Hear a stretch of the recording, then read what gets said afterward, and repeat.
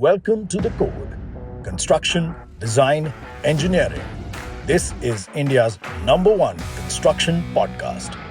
Hi and welcome to The Code. We are at DARC Build, Bangalore, and I'm sitting with architect V. Vishwanath from Why Not We Architects. Sir, how are you? That was a lovely introduction.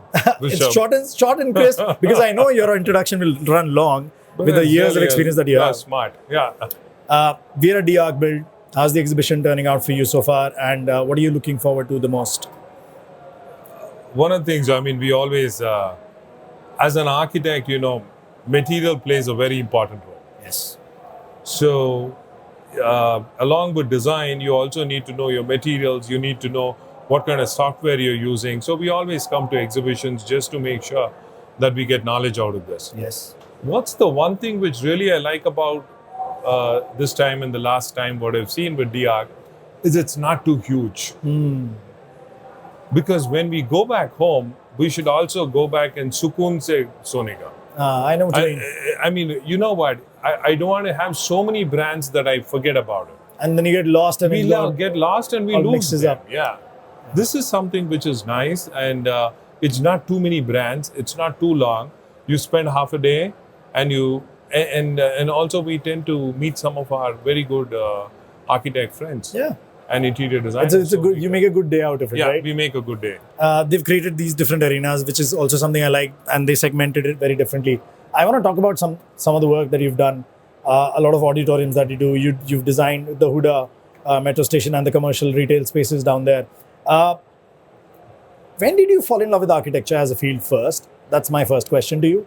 And then we'll speak about your story and your work, please. If you can guide us. Actually, it took me quite a while. It was more of an arranged marriage rather than a love marriage.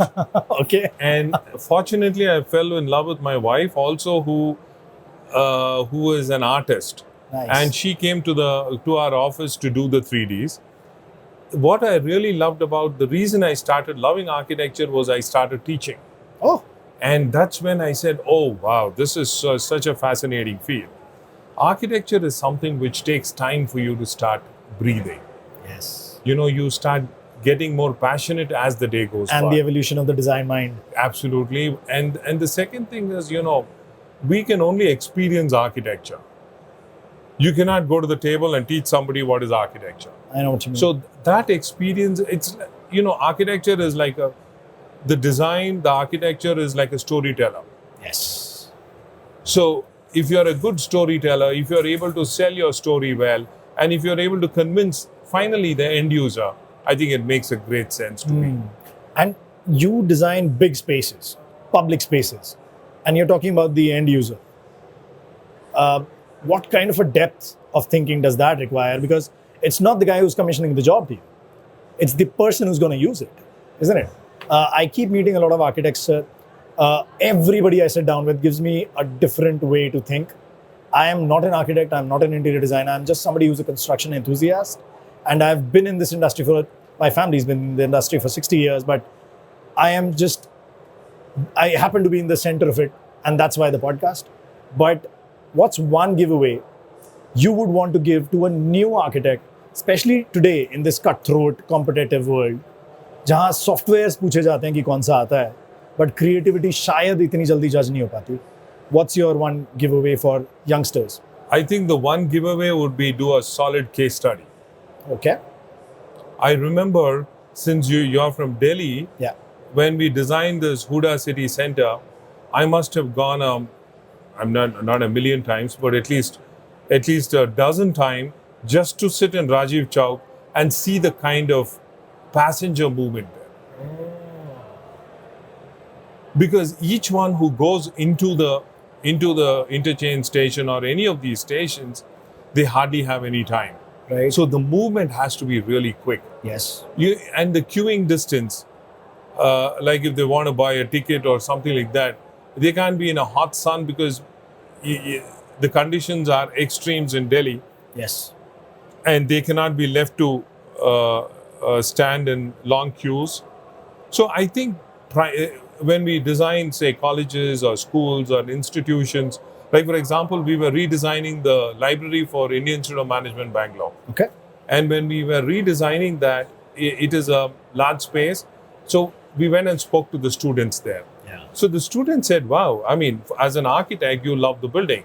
But what is there for us? Because it's all, I mean, it's not We're the ones going to user-friendly. use it, yes? And then they came up with an idea saying that, look, if I'm going to look into the books here and stay here for about 4 hours or 5 hours, I need a place to sleep.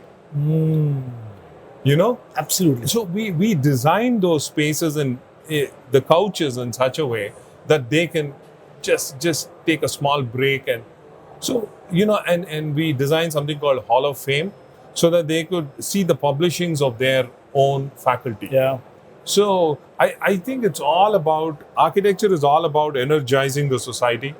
Absolutely. And you're shaping their mindsets and you're shaping their lives. And I'm a firm believer that if India has to be a developed nation in 2047, I thought it'll be earlier, but in 2047, I think we need great buildings. Absolutely. Because you shape buildings and afterwards the buildings shape us. Wow. I want to add to the library example because I studied at University of Michigan. I did my master's there. There was a library called the Duderstadt Library. It was not a library, sir. It was a haven for us because we used to study there till 2 in the night, 4 in the morning, and then go to catch a sleep like for 2 hours on a weekday, run to the lecture at 7 a.m. with the coffee in our hand, all jittery and, you know, smirky from that coffee, and no eating, nothing doing, right? Student life, especially when it's a GPA system, you know, it's competitive and it's very, very rough.